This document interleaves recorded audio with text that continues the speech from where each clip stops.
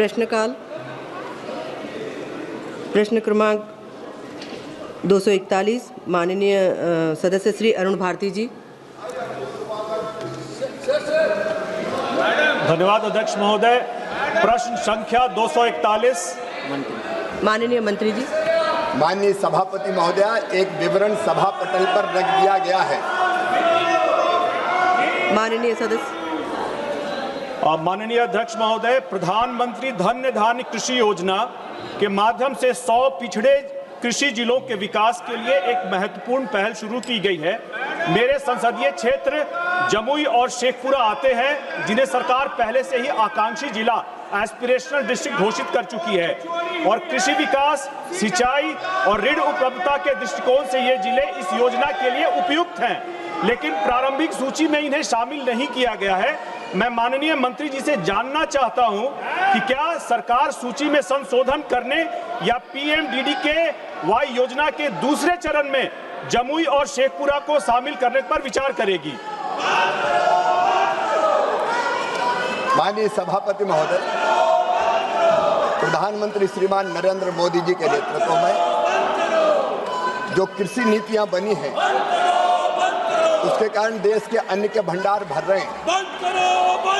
मुझे बताते हुए प्रसन्नता है कि चावल के उत्पादन में भारत ने चीन को पीछे छोड़ के आज भारत दुनिया में नंबर 1 हो गया है।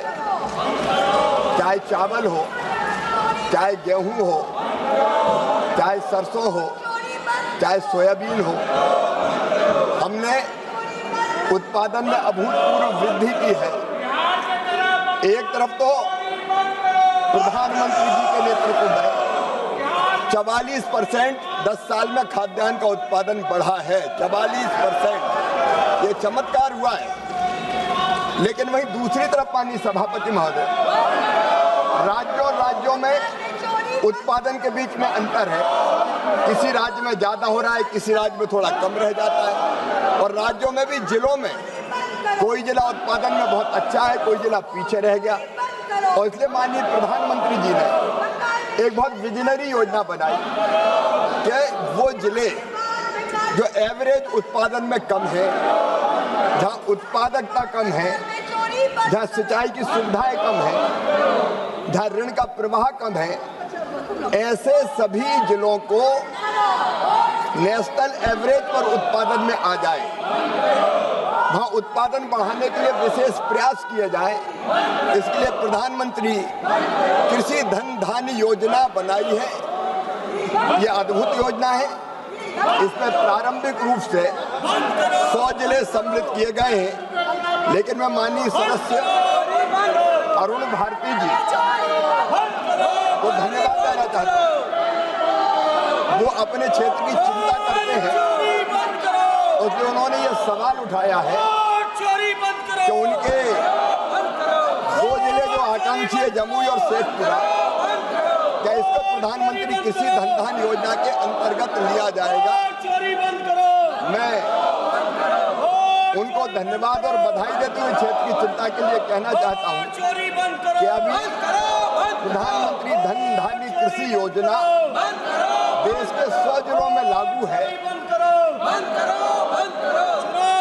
और 11 विभाग की 36 योजनाओं को समेकित रूप से क्रियान्वित करने का काम किया जा रहा है। तो अभी तो 100 जिले में ये योजना लागू है। आगे जब विचार होगा तो जरूर विचार करेंगे। लेकिन मैं साथ भी ये जरूर कहना चाहता हूँ, राज्य सरकार अगर चाहे तो 100 जिले अपने जिले में, अपने प्रदेश में अन्य जिले भी वो सम्मिलित कर सकती है। राज्य सरकार से माननीय सांसद जी चर्चा करें और राज्य सरकार सहमत है तो वो इन 11 विभाग की 36 योजनाओं को अपने यहाँ लागू कर सकती है। हम अपने डैशबोर्ड का और बाकी जो विशेषज्ञता है उसका भी लाभ इन जिलों को मिल जाए, इस बात का प्रयास करेंगे। माननीय सदस्य पूरक प्रश्न। अध्यक्ष महोदय, 36 पुरानी योजनाओं को समेकित करके खेती की उत्पादकता बढ़ाने के लिए प्रधानमंत्री धन्य धान्य कृषि योजना एक महत्वपूर्ण पहल है।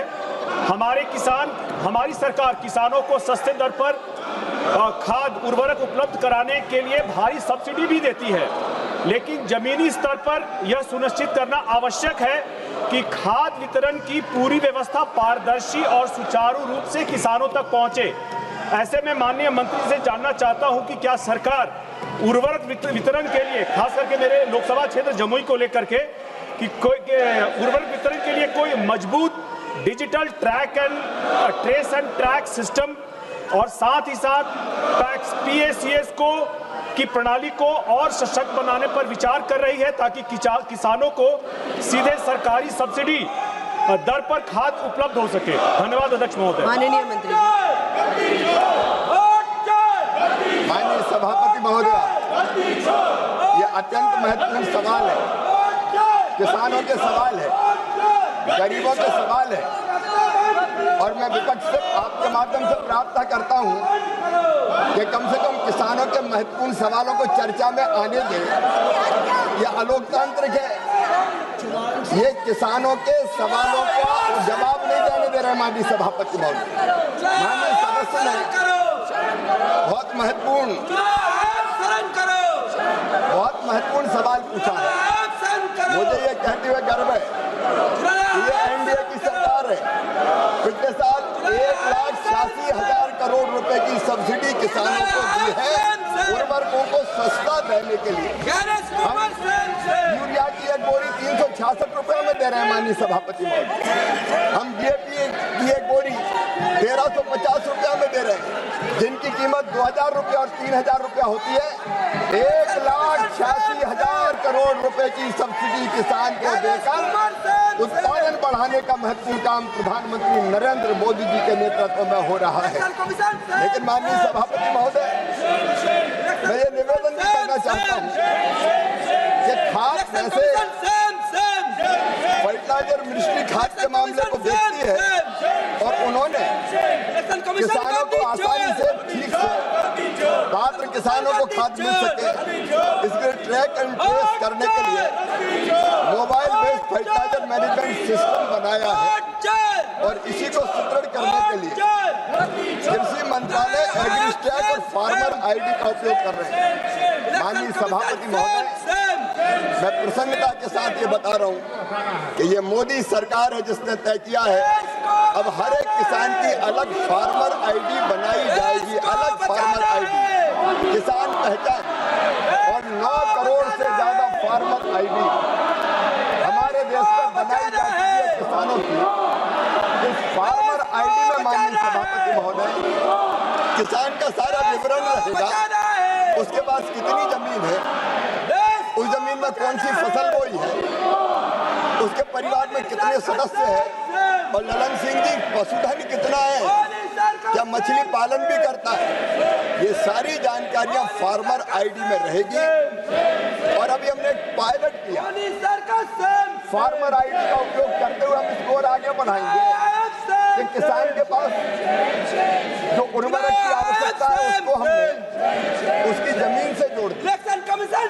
अगर 1 हेक्टेयर जमीन है तो कितने फर्टिलाइजर की जरूरत पड़ेगी। 3 जिलों में इसका पायलट किया गया, जो सफल हुआ और किसानों ने उसकी प्रशंसा की।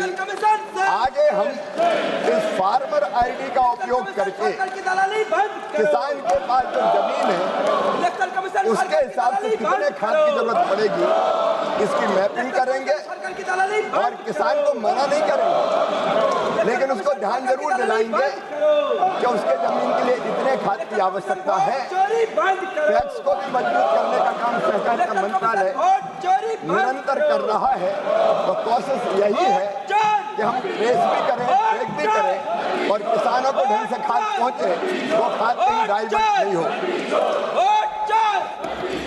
माननीय सदस्यगण, कृपया आप अपने अपने स्थान पर विराजें। आप सबको विदित होना चाहिए कि किसानों से संबंधित बहुत महत्वपूर्ण विषय चल रहे हैं। माननीय सदस्यगण सभी कृषि के संबंध में माननीय मंत्री से पूछना चाहते हैं। प्लीज आप लोग, मैं आप सबसे निवेदन करती हूँ, प्लीज प्रश्नकाल चलने दीजिए, प्लीज एक बार फिर। सभी माननीय सदस्यों से एक बार आग्रह कर रही हूँ, प्लीज। माननीय सदस्य डॉक्टर लता वानखेड़े जी, आप बोलो ना, मैं मोदी जी के अलावा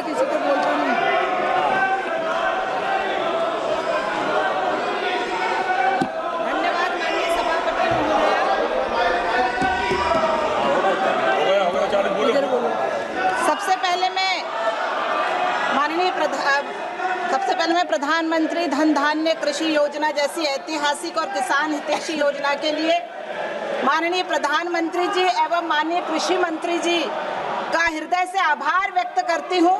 विशेषकर मेरे राज्य मध्य प्रदेश के 8 जिलों को इसमें शामिल करने के लिए। महोदय जी, मेरा माननीय मंत्री जी से बस एक ही पूरक प्रश्न है कि इस योजना के अंतर्गत चयनित 100 जिलों में से अभी तक केवल 96 जिलों को ही कार्य योजना एक्शन प्लान बन पाया है। इसके साथ ही केंद्र स्तर से निगरानी के लिए जो केंद्रीय प्रभारी अधिकारी CNO नियुक्त किए गए हैं, क्या सरकार उनके फील्ड दौरों के साथ साथ कोई डिजिटल ट्रैकिंग या किसानों से सीधा फीडबैक लेने की नई व्यवस्था भी जोड़ रही है, ताकि यह सुनिश्चित हो सके कि काम सिर्फ अधिकारियों के दौरों तक सीमित ना रहे और हमारी सरकार की इस बेहतरीन योजना का 100% लाभ सीधे किसानों के खेतों तक पूरी पारदर्शिता के साथ पहुंचे। धन्यवाद। माननीय मंत्री जी।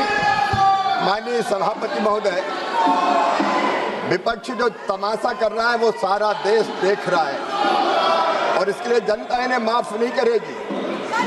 अभी हमारी विद्वान सदस्य श्रीमती लता बानखेड़े जी ने एक सवाल पूछा है कि इसको केवल 96 जिलों में क्यों लागू किया गया है। 100 में से 96 जिले, 4 जिले क्यों छूट गए हैं।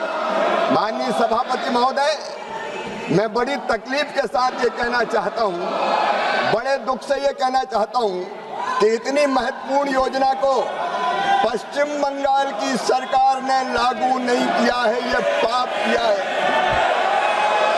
माननीय सभापति महोदय, पश्चिम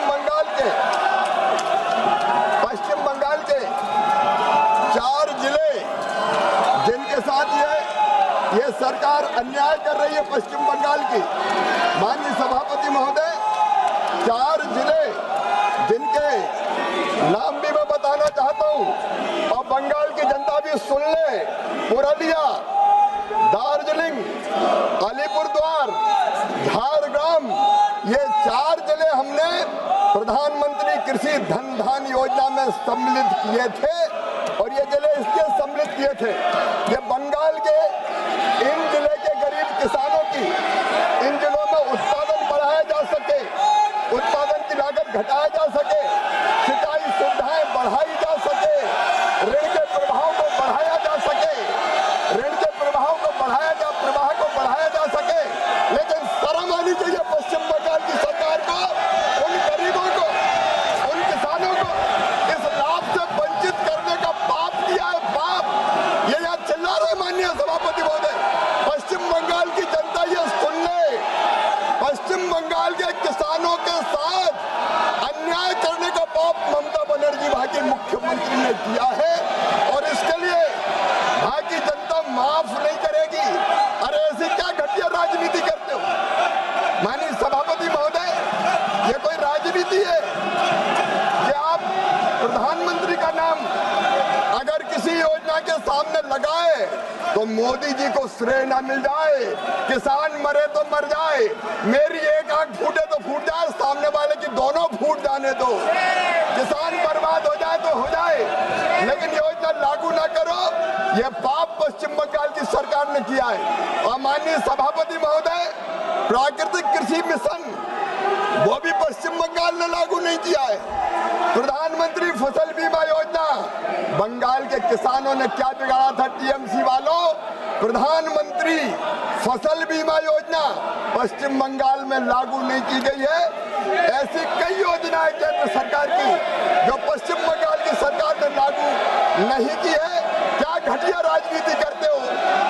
अरे जनता कोई बीजेपी और टीएमसी की होते, घटिया राजनीति करके पश्चिम बंगाल की जनता को मारने का पाप टीएमसी की सरकार कर रही है। सरकार बदलेगी तो सारी योजनाएं लागू की जाएंगी।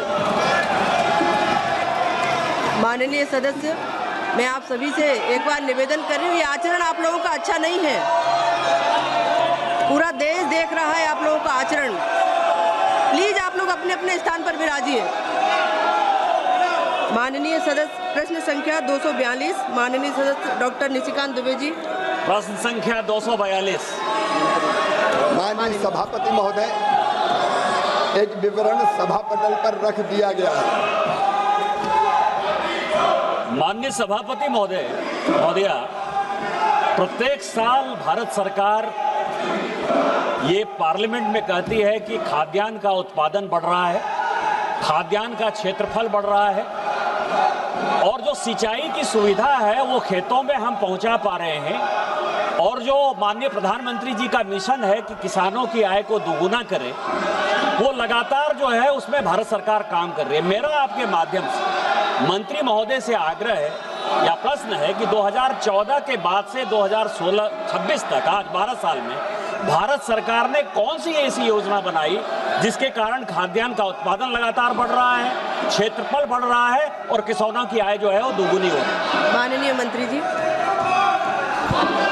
माननीय सभापति महोदय, हमारे जुझारू माननीय सदस्य निशिकांत दुबे जी ने एक बहुत महत्वपूर्ण सवाल पूछा।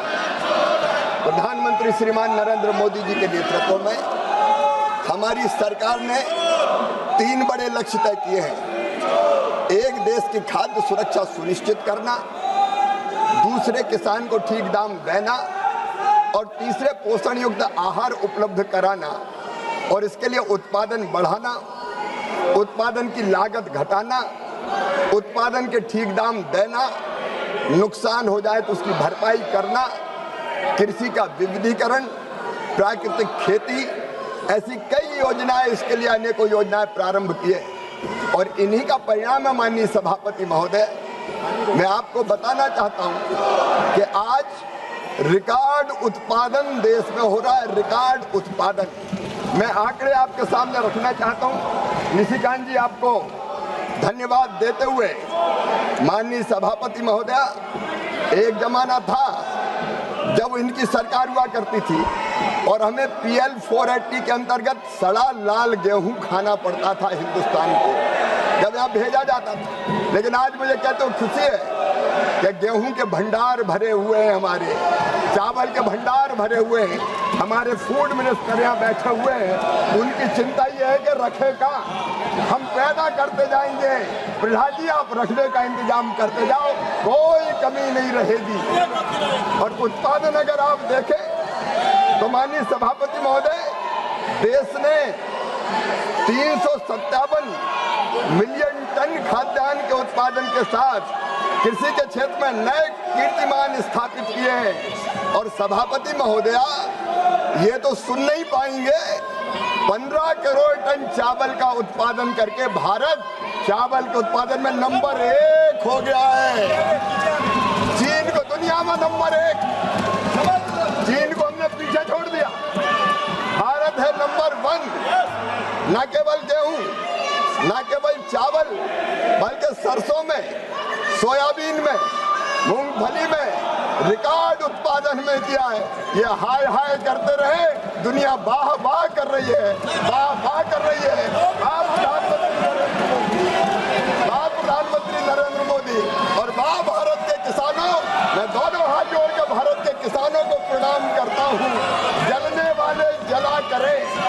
लेकिन अब आप देखिए, हमारा जो उत्पादन है वो हरित क्रांति के दौर से भी ज्यादा तेजी से बढ़ रहा है।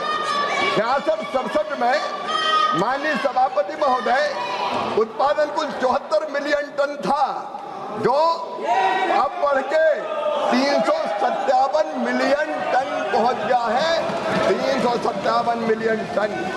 माननीय सभापति महोदय, खाद्यान्न की उत्पादन की वार्षिक वृद्धि पहले केवल 3.9 मिलियन टन थी, जब इनकी सरकार थी 24-25 के दौरान बढ़ के ये 8.1 मिलियन टन हो गई है, जो अब तक की सबसे तेज वृद्धि है।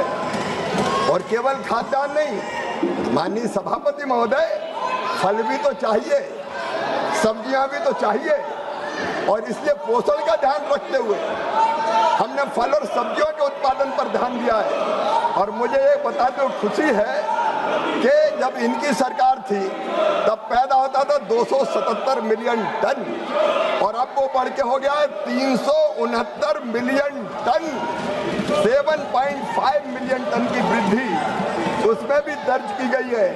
और सभापति महोदय, अब देश की जनता को पोषक आहार चाहिए, इसलिए दालों की खपत लगातार बढ़ती जा रही है। और दालों में भी पहले उत्पादन था 19.25 मिलियन टन, अब बढ़ के हो गया 25.68 मिलियन टन। दालों का भी उत्पादन बढ़ रहा है। ये क्या गद्दी छुड़वाएंगे, हम नित नए रिकॉर्ड बनाते चले जाएंगे और ये बैल में रह के तख्तियां उठा के नारे लगाते रहेंगे।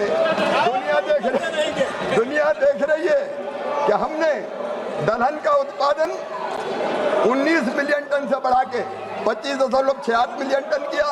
तिलहन का भी सुन लो, अगर हिम्मत हो तो सुन लो, 27.51 मिलियन टन से बढ़ा के 42.99 मिलियन टन उत्पादन हो गया है सभापति महोदय। और क्षेत्रफल भी 291 लाख हेक्टेयर से बढ़ के 304.40 लाख हेक्टेयर हो गया है। दूध का उत्पादन भी हमारे विद्वान मंत्रियां बैठे ललन सिंह जी को मैं बधाई देता हूं। दूध का उत्पादन 20 मिलियन टन से बढ़कर जब उनकी सरकार थी 229 मिलियन टन हो गया है। बधाई ललन सिंह जी आपको और आपके मंत्रालय को। और नीली क्रांति में भी अगर देखें, ब्लू रिवोल्यूशन, उसमें भी जो उत्पादन था मछली का 2.4 से बढ़ के 19.5 मिलियन टन हो गया। मैं माननीय सदस्य निशिकांत जी के माध्यम से ये कहना चाहता हूँ माननीय सभापति महोदया कि लगातार भारत प्रगति कर रहा है, विकास कर रहा है। हमने अपने अन्न के भंडार तो भरे हैं, लेकिन प्रधानमंत्री जी कहते हैं भारत विश्व बंधु है और इसलिए दुनिया का फूड बास्केट भारत को हम बना के रहेंगे। दुनिया की जरूरतें भारत पूरी करेगा क्योंकि हम वसुधैव कुटुंबकम में विश्वास रखते हैं। माननीय सदस्य सप्लीमेंट्री क्वेश्चन। माननीय सभापति महोदय, माननीय प्रधानमंत्री जी का आग्रह दो चीजों पर विशेष तौर पर, एक है मिलेट उत्पादन के लिए और दूसरा है ऑर्गेनिक खेती के लिए।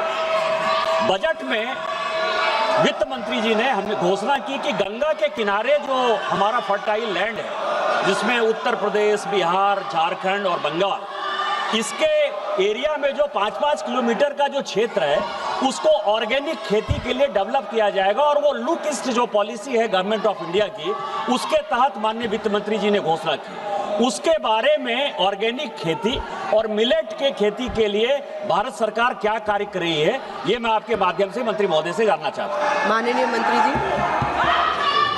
माननीय सभापति महोदय, बहुत महत्वपूर्ण सवाल है। जब इनकी सरकारें होती थी तो ये ध्यान ही नहीं रखते थे ना उत्पादन बढ़ाने पे, और दोनों चीजें केमिकल फर्टिलाइजर के अधिक उपयोग के कारण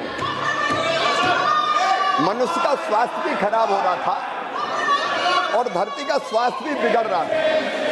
कभी यूपीए की सरकार ने इसकी चिंता नहीं की माननीय सभापति महोदय, कांग्रेस की सरकार ने कभी इसकी चिंता नहीं की, लेकिन प्रधानमंत्री विजनरी लीडर है माननीय सभापति महोदय, वो इस चिंता से अवगत थे। केमिकल फर्टिलाइजर के अत्यधिक और असंतुलित उपयोग के कारण एक तरफ मिट्टी की गुणवत्ता खराब होने लगी, मित्र कीट मारे जाने लगे और उसके साथ साथ अनेक प्रकार की बीमारियां अधिक पेस्टिसाइड और फर्टिलाइजर के उपयोग के कारण ये पता चला कि वो बढ़ रही है। और इसलिए प्रधानमंत्री जी ने चिंता की कि ये धरती केवल हमारे लिए नहीं है, आने वाली पीढ़ियों के लिए भी धरती को सुरक्षित रखना है ताकि उनके लिए भी अन्न का उत्पादन हो सके और हमारे देश की जनता को शुद्ध आहार मिले, ऑर्गेनिक कार्बन मिट्टी में बढ़े, धरती स्वस्थ रहे। इसकी चिंता करते हुए प्राकृतिक खेती मिशन और जैविक खेती मिशन लागू किया। प्राकृतिक खेती मिशन में मुझे बताते हुए प्रसन्नता है और निशिकांत जी ने बिल्कुल सही कहा कि गंगा जी जैसी जो नदियां हैं प्रभु, उनके 5 किलोमीटर तक हम प्राथमिकता के आधार पर प्राकृतिक खेती मतलब केमिकल फर्टिलाइजर से रहित खेती हो, इसकी हम चिंता कर रहे हैं। माननीय सभापति महोदय, 1 करोड़ किसानों को हमने सेंसिटाइज किया और हमने टारगेट तय किया था कि 18 लाख किसान कम से कम 7.5 लाख हेक्टेयर में प्राकृतिक खेती की तरफ बढ़े, एक साथ ना बढ़े। अगर किसी के पास 5 एकड़ जमीन है तो 1 एकड़ जमीन में वो प्राकृतिक खेती करे, ये हमने आग्रह किया। मुझे बताते हुए खुशी है कि 18 लाख से ज़्यादा किसानों ने प्राकृतिक खेती करना प्रारंभ की है। 8,80,000 हेक्टेयर जमीन में प्राकृतिक खेती प्रारंभ हो गई है। क्लस्टर बन के हम प्राकृतिक खेती माननीय सभापति महोदय करवा रहे हैं किसानों से, और उसके लिए 4,000 रुपया प्रति एकड़ उनको सहायता भी इसलिए कर रहे हैं कि अलग अलग तरह, क्योंकि प्राकृतिक खेती में खाद नहीं डाला जाता, कीटनाशक नहीं डाले जाते। प्राकृतिक खेती में तो उसी खेत में या आसपास स्थानीय स्तर पर जो वनस्पतियां होती है उसका हम उपयोग करते हैं। इंटरक्रॉपिंग करके अलग अलग फसलें लगाते हैं, और जो उसमें बीजामृत, घन जीवामृत जैसी जो प्राचीन भारतीय पद्धतियां हैं, गाय का, स्थानीय गाय का गोबर उससे बनाए हुए घन जीवामृत, बीजामृत, इनका उपयोग करते हैं। और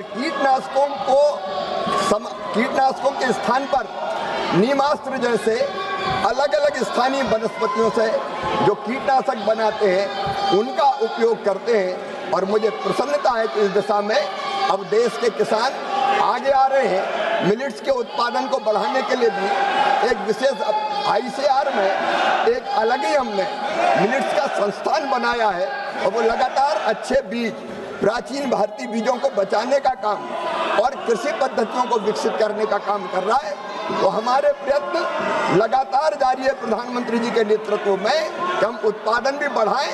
और एक बात और मैं माननीय सभापति महोदय आपके माध्यम से सदन को और देश को बताना चाहता हूं, अगर प्राकृतिक खेती ढंग से की जाए, ठीक पद्धति से की जाए, तो उत्पादन घटता नहीं है, कई मामलों में उत्पादन बढ़ जाता है। ऐसे अनेकों प्रयोग माननीय सभापति महोदय देश में हुए हैं।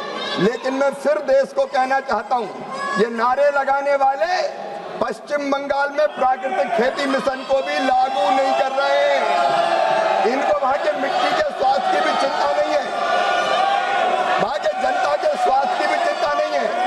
जनता का जो हो जाए, बस हमारे वोट बैंक पटके रहे। इसलिए दुर्भाग्य है कि प्राकृतिक खेती मिशन भी इनने वहां लागू नहीं किया। माननीय सदस्यगण, किसानों से जुड़े हुए बड़े महत्वपूर्ण विषय माननीय मंत्री जी सवालों के जवाब दे रहे हैं। माननीय सदस्यगण किसानों के हितों के लिए बात सुनना चाहते हैं, मुद्दे उठाना चाहते हैं, ये आप ठीक नहीं कर रहे। जनता ने आप सबको, यहाँ किसानों ने, युवाओं ने, महिलाओं ने और गरीब वर्ग ने आप सबको चुनकर यहाँ पहुँचाया। प्लीज़ आप लोग अपनी अपनी जगह पर बैठे और प्रश्न पूछिए ना किसानों के विषय में। माननीय सदस्य चंद्र प्रकाश चौधरी जी सामने। धन्यवाद सभापति महोदय। मैं माननीय मंत्री जी से अपने उत्तर में जो कहा है कि ईशोन्नति योजना के पुनर्गठन और उसके लक्ष्यों से संबंधित कई विवरण अभी EFC के अनुमोदन के बाद तय होंगे। मैं यह जानना चाहता हूं कि जब किसानों की आय बढ़ोतरी का लक्ष्य सरकार की सर्वोच्च प्राथमिकता है, तो क्या कारण है कि इस महत्वपूर्ण योजना के स्पष्ट लक्ष्य, फंड आवंटन के मापदंड और मॉनिटरिंग तंत्र अभी तक तय नहीं किए गए? राष्ट्रीय बांस मिशन योजना समेकित बागवानी विकास मिशन के अंतर्गत झारखंड में बांस, फल और सब्जी आधारित खेती को बढ़ावा देने के लिए सरकार कौन कौन सा क्लस्टर या परियोजनाओं की स्वीकृति की है?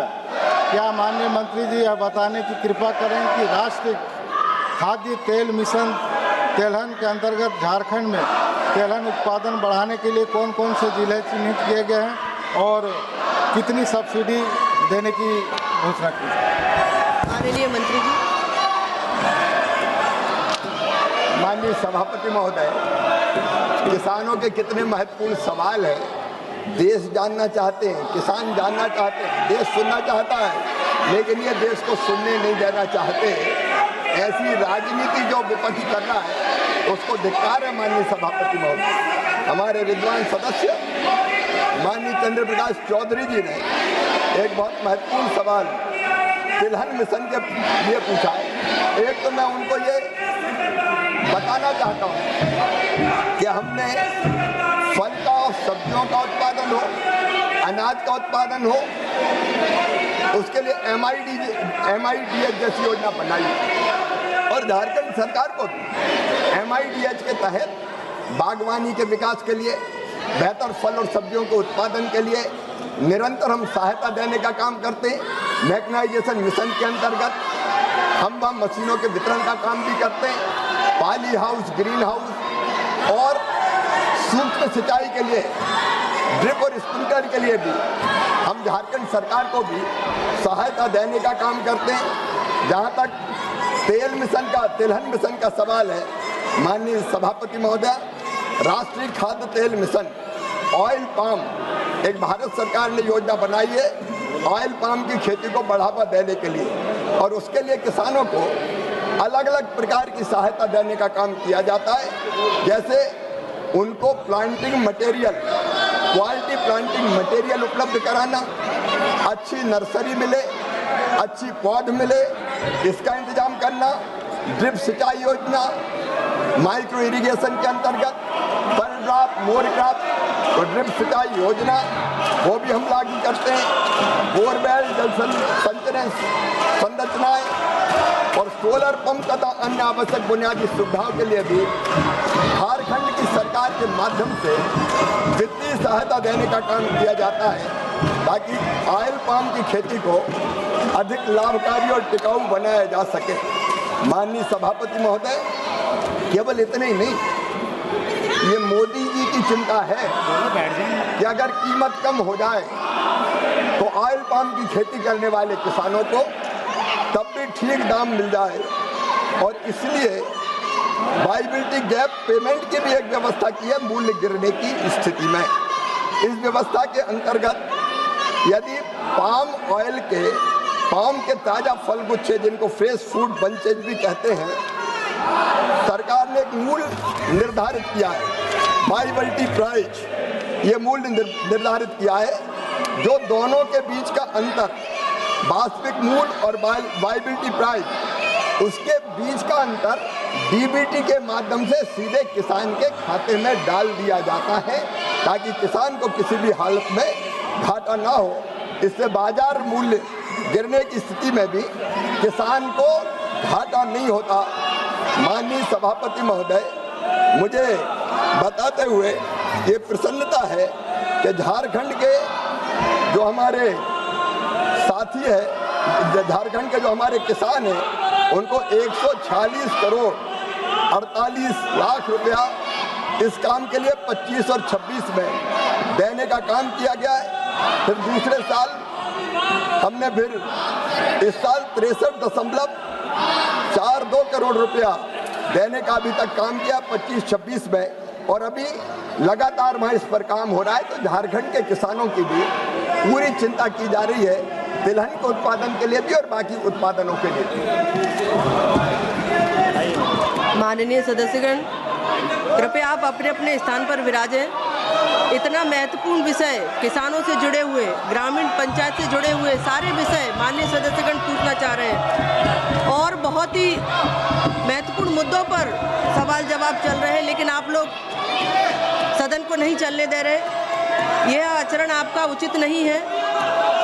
आप सदन को चलने नहीं देना चाह रहे, प्रश्नकाल नहीं चलने देना चाह रहे।